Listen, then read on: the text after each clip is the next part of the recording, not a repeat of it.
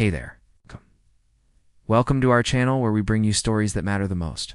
The year is 2007. The devices people carry are called smartphones, but they're really much more like feature phones with better screens. In fact, most people use them mainly for making calls and sending texts. But what was life like before these omnipresent devices? How did people manage to function without the maps, cameras, and Google searches that we rely on today? Well, let's find out. Alex lived in a world before smartphones. Their first phone was nothing more than a brick with buttons.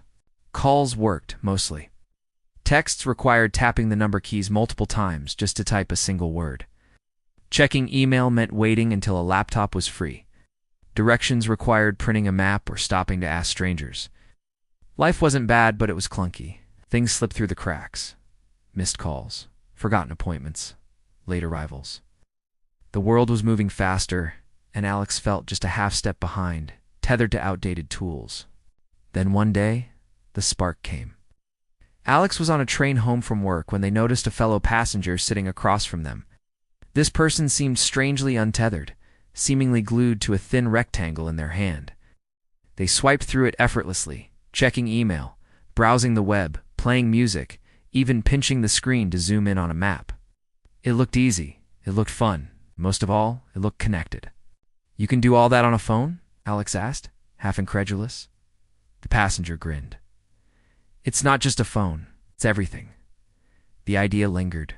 So when Alex got off the train, they noticed a peculiar ache in their chest. They weren't sure what to call it.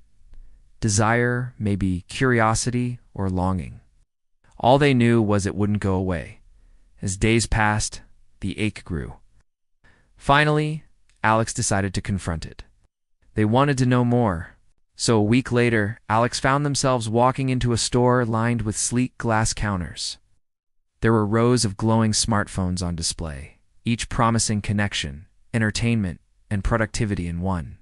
The salesperson's words sealed it. "It's not just about calls. This puts your whole life in your pocket."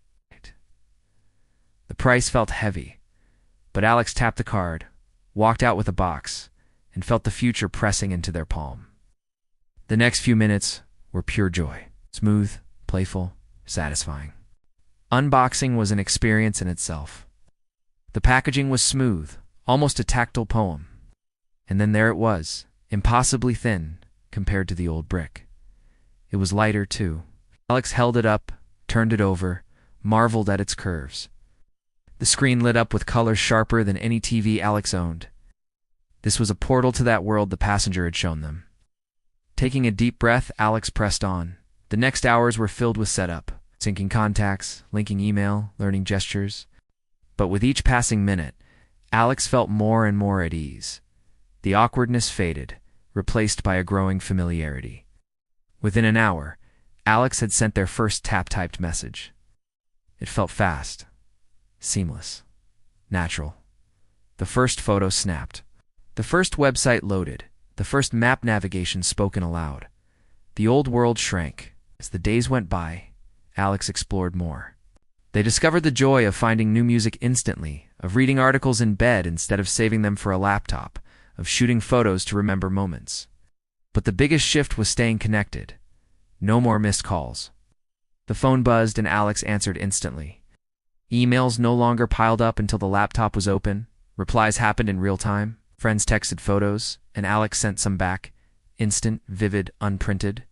Group chats formed, planning events without the endless back and forth of emails. The social fabric wove tighter with every notification. One evening, Alex caught themselves smiling. It was a simple habit born from a new freedom. Every unanswered text or email used to nag at Alex. Now, with every buzz, there was a chance to connect, to respond, to be in the loop. It was both energizing and reassuring. Soon, the smartphone wasn't just for fun. It became a tool. Calendar reminders meant Alex never missed meetings again. Notes apps replaced scraps of paper. Maps meant no more wandering lost in new neighborhoods. Alarms made sure mornings started on time. Work flowed smoother. Life felt less like juggling and more like orchestration. But not everyone was thrilled. Some friends joked, "You're glued to that thing now." Family worried about distraction at the dinner table. Alex noticed too, the temptation to scroll mindlessly, the subtle pull to check just one more notification. But Alex also noticed the upside. Being reachable, informed, responsive. Balance was the key, though it wasn't always easy. One night Alex was so engrossed in a book that they forgot to turn on silent mode. The phone buzzed and buzzed again. Guilty, Alex reached out and saw a string of messages from their partner, asking where they were, if they were coming home. Alex felt a pang. Being so absorbed in their world had made them oblivious to their partners. That's it, Alex thought. No more excuses. The next day, Alex went through settings, turning on Do Not Disturb, setting app limits, silencing notifications. The phone wasn't the enemy. The habits were. A few months passed. Alex had become one with their smartphone. They knew its strengths and limitations. They used it to plan trips, connect with friends, read in the bathtub, listen while commuting. It was their companion, their lifeline, their window to the world. One afternoon, Alex was sitting at a cafe, sipping a warm beverage. The sun was shining, birds were tweeting, and Alex was happy. Suddenly, a buzzing sound broke the quiet. Alex reached into their pocket and pulled out their phone. A friend was asking to meet. Alex smiled, tapped a quick reply, and slipped the phone back down. The cafe suddenly seemed too small for the big screen. Alex closed it, savoring the moment. The double-edged sword, though, hung heavy in the air. The smartphone was a blessing and a curse. It could light up their life or cast a flickering shadow over it. Notifications sometimes buzzed at midnight. Social media became a rabbit hole. The balance between presence and distraction kept wavering. But with each stumble, Alex grew wiser. They learned to navigate the digital tides, to set boundaries, to harness the power without succumbing to the pull. Months later, sitting in that same cafe, Alex reflected on how far they'd come. The clunky brick phone was a relic of another time. The smartphone, though, was their present and their future. It hadn't just changed how they communicated. It reshaped how life flowed, making the once distant feel close and the chaotic hum a gentle tune. And as Alex looked down at the phone in their hands, they realized it wasn't just a device. It was a mirror reflecting their lives, their connections, their growth. With every click, every swipe, they left a piece of themselves behind, a story etched in technology, a life lived online. This was the tale of Alex and their smartphone, a journey from cautious steps into a digital dawn. A reminder that in the dance between progress and change, it's our choices that set the pace. Did you enjoy this story? Let us know in the comments. We hope you've had a great time exploring this world with us.